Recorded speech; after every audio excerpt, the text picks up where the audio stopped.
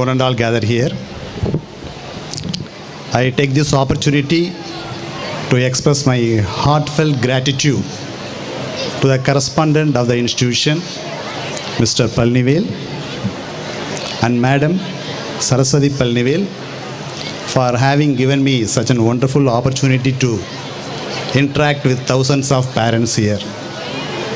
Really, I must appreciate the efforts taken by Palnivel sir, who has come from an underprivileged area from Namakkal. And as he made a point, he must have a killer instinct in mind that what he was not bestowed with in terms of education, he had just wanted to offer the backward community present here. So sir had started, and he is successfully running about some 3 institutions, which is just housing about some 3,000 children. It's not really a simple thing in the hyper-competitive education world nowadays. You just think of, as a simple man, he had just come from Namakkal. He had just started his career as a teacher. Then he just evolved as an entrepreneur, taking up education as a commodity to sell among the needy people. If you just think of any particular big school in Chennai, you know very many brands are available, whether it is DAV or PSBB.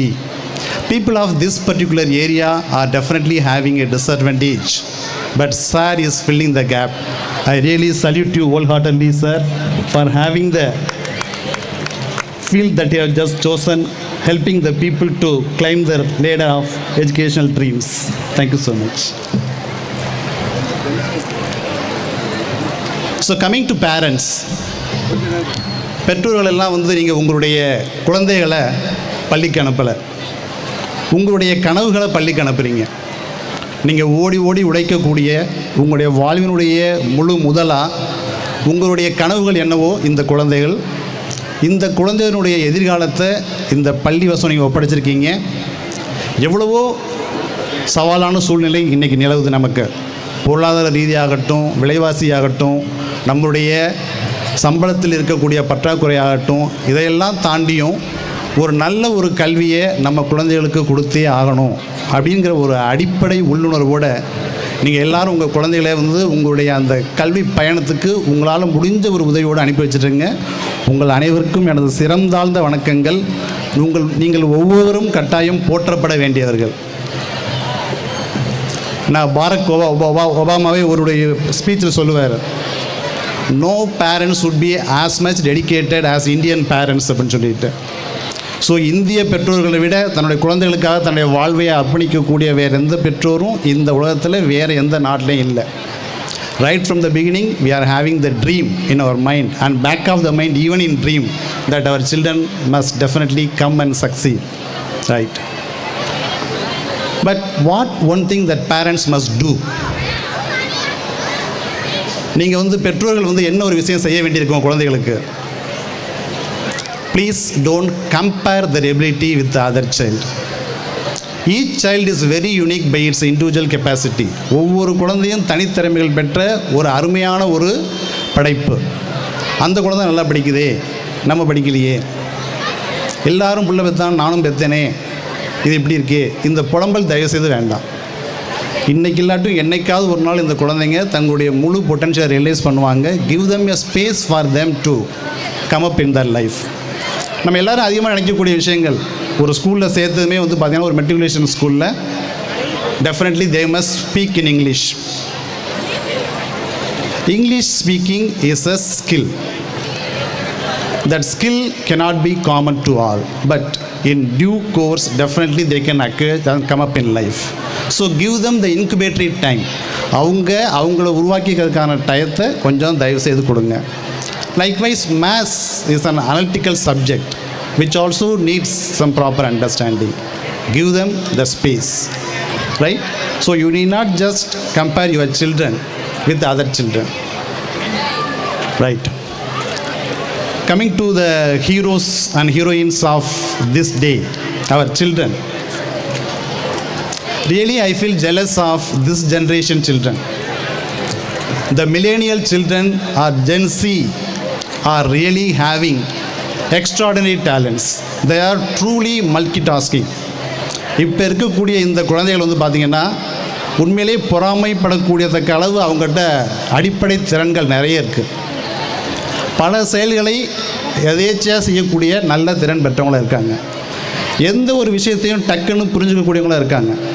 இப்போ லேப்டாப்பை கொடுத்தீங்கன்னா கூட பார்த்திங்கன்னா நம்ம வந்து ஒவ்வொரு டேபாக எடுத்து work பண்ணிகிட்டு இருப்போம். இந்த குழந்தைங்க வந்து பார்த்திங்கன்னா 2-3 டேப் எடுத்து வெவ்வேறு வேலைகளை சைமல்டேனியஸாக பண்ணிகிட்டு இருப்பாங்க. So they are truly multitasking and they are very amazing in their talents, and they must be really given and nurtured that what exactly they have to come out with. Right? Coming to teachers. Now teachers must be given right sort of support to practice one teaching model. வெவ்வேறு கற்பித்தல் முறைகள் அப்படிங்கிறது நம்ம teachers வந்து follow பண்ணுவாங்க. Right? அந்த கற்பித்தல் முறைகளில் ஒரு முக்கியமான முறை வந்து பார்த்திங்கன்னா வெகு காலமாக பின்பற்றப்பட்ட ஒரு முறை மயூட்டிக் மாடல் அப்படின்னு பேர். மயூட்டிக் மாடல் இந்த ஆசிரியர்கள் கேள்விப்பட்டிருக்கீங்களா? மயூட்டிக் மாடல். ஆனால் நீங்கள் எல்லோரும் கட்டாயம் இதை வந்து பயிற்சி பண்ணிகிட்ருப்பீங்க. இந்த பேர் மட்டும் வேணால் உங்களுக்கு புதுசாக இருந்திருக்கலாம். மயூட்டிக் மாடல் அப்படின்னா பார்த்திங்கன்னா மயோ அப்படிங்கிற வார்த்தைக்கு என்ன சரியான அர்த்தம்? இது வந்து ஒரு கிரேக்க வார்த்தை. மயோ அப்படிங்கிற கிரேக்க வார்த்தைக்கு என்ன பொருள்னு பார்த்திங்கன்னா எ குட் லேடி, ஒரு சிறந்த பெண். யார் அந்த சிறந்த பெண் அப்படின்னு பார்த்திங்கன்னா கிரேக்க பொருள்படி மிட்வைஃப். நம்ம தமிழில் வந்து மருத்துவச்சி அப்படின்னு சொல்லி சொல்லுவோம். தமிழில் வந்து மருத்துவச்சி அப்படின்னா யாருன்னா ஒரு கர்ப்பிணியாக இருக்கக்கூடிய ஒரு பெண் ஒரு குழந்தையை நல்லபடியாக பிரசவிப்பதற்கு உதவக்கூடிய மற்றொரு பெண்ணுக்கு பேர் வந்து மருத்துவச்சி. அதே போல் மயோட்டிக் மாடல் அப்படின்னா என்னன்னு பார்த்தீங்கன்னா ஒருவர் தன்னுடைய கருத்தை அல்லது கற்றலை தானே பிரசவிக்க உதவியாய் இருப்பதற்கான மாதிரி. ஒரு ஆசிரியர்கள் இந்த மயோட்டிக் மாடலை வந்து ட்ரை பண்ணும் அப்படின்னா என்ன அர்த்தம் அப்படின்னா they must give ample chances for the learners to come out with the learning. ஆசிரியர் சின்ன சின்ன கேள்விகளை மட்டுமே கேட்கணும் மாணவர்கள்ட்ட. வந்ததுமே okay all of you listen here அப்படின்னு சொல்லிட்டு அந்த பேசேஜில் உள்ள வரிசையான விஷயங்களை வந்து முழுமையாக அவங்க அப்படியே எமிட் பண்ணிட்டு போயிடாமல் today we are going to discuss this topic, can you just give some idea over it, you please give a chance to them. அந்த சான்ஸ் அவங்க எடுத்துக்கிட்டு அவங்க பதில் சொல்லட்டும். Again pose them a small question, let them just deliver. Likewise a teacher must deliver the learning that happens on its own in the mind of the learner. So this model what we call it as the myotic model. So if we as much as practice this model, every student will construct their own knowledge. ஒவ்வொரு குழந்தையும் தன்னுடைய கற்றல் என்பதை அவர்களே நிர்மாணிப்பார்கள். இந்த நிர்மாணமானது புதிய கற்றலுக்கு வழிவகுக்கும், புதிய கண்டுபிடிப்புக்கு வழிவகுக்கும். அதன் மூலம் புதிய புதிய கருத்துருக்களையும் புதிய புதிய அறிவியலாளர்களையும் கட்டாயம் நம்மால் உருவாக்குவதற்கு இந்த ஒரு அமைப்பானது அவசியம் நமக்கு உதவி செய்யும். ஸோ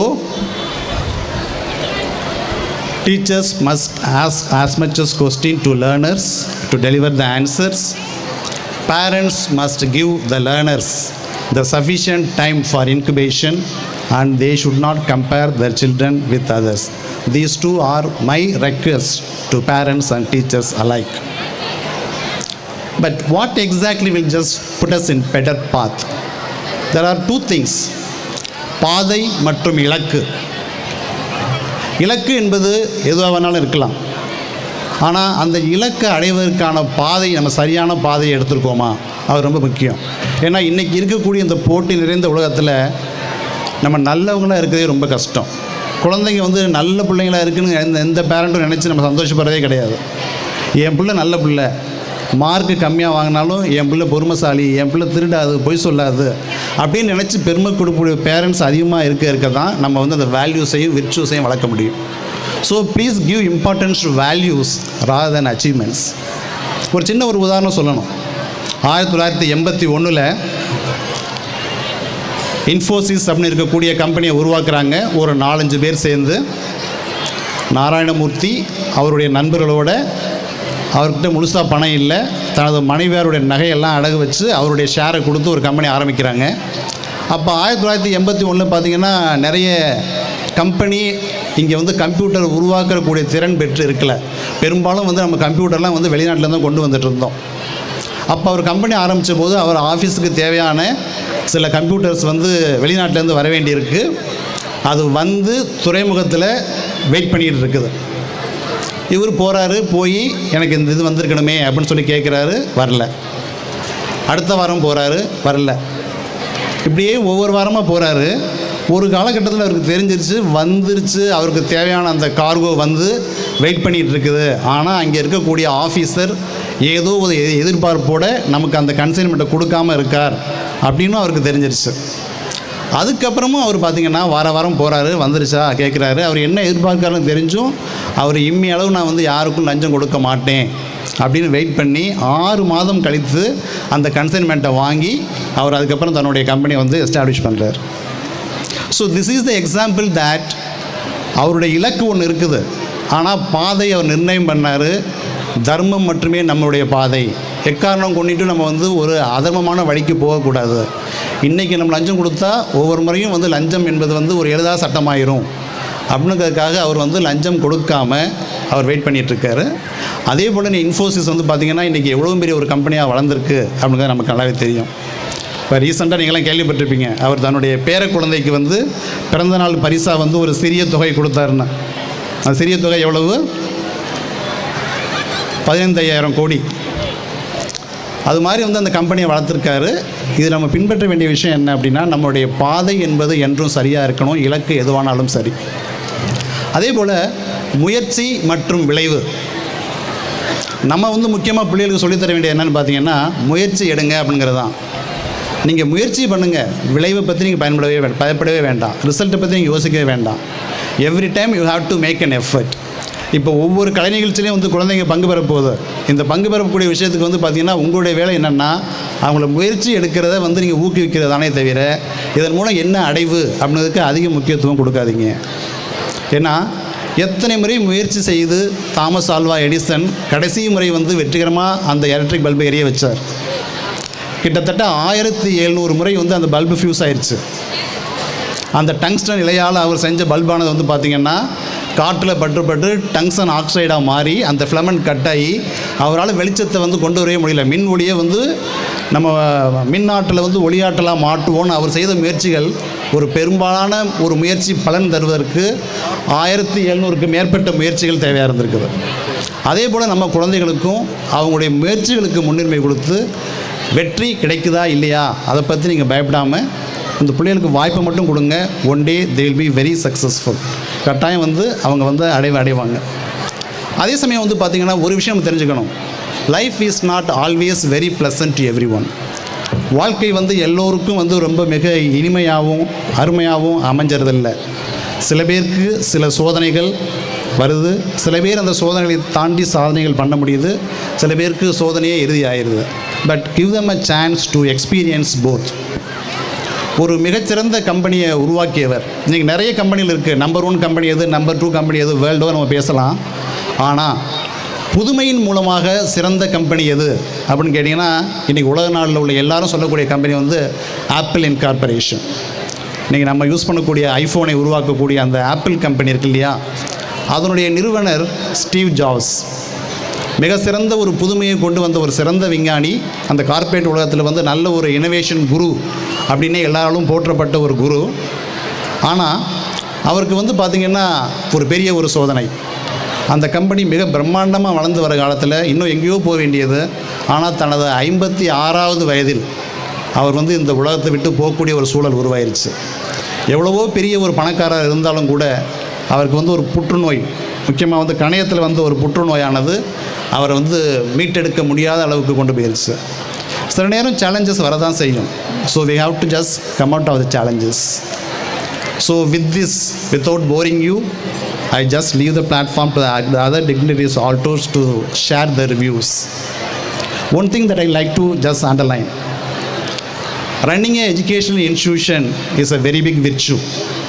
ஏன்னா இப்போ இருக்கக்கூடிய இந்த ஹைப்பர் காம்படிட்டிவ் வேர்ல்டில் ஒரு எஜுகேஷன் இன்ஸ்டியூஷனை ரன் பண்ணுறது, பொதுமக்களுடைய நல்ல ஆதரவை பெறுவது, அதே சமயம் மாணவர்களுக்கு தேவையான எல்லா அடிப்படை திறன்களையும் அங்கே வந்து கொண்டு சேர்த்து we have to impart the all-round development of the children, and that too, we are just marching towards the second decade. ஒரு இரண்டாவது பத்தாண்டை நோக்கி இந்த இன்ஸ்டியூஷன் செல்வது என்பது ஒரு மிகப்பெரிய சாதனை. எவ்வளோ தூரம் ஒரு இன்ஸ்டியூஷன் வளருதோ, அதிகப்படியான டெனூர் இருக்குதோ, அது அதனுடைய தரத்தையும் அதனுடைய இந்த சமூகத்துக்கான ஒரு பங்களிப்பையும் பறைசாற்றக்கூடிய இந்த ஆண்டுகள் இந்த நிறுவனம் மென்மேலும் வளரவும், இந்த பகுதியில் இருக்கக்கூடிய பெரும்பான்மை மக்களுக்கு கல்வி பணிபுரியவும் எனது நெஞ்சார நான் வாழ்த்தை தெரிவித்துக் கொண்டு உங்கள் அனைவருக்கும் நன்றி பாராட்டி விடைபெறுகிறேன். நன்றி, வணக்கம்.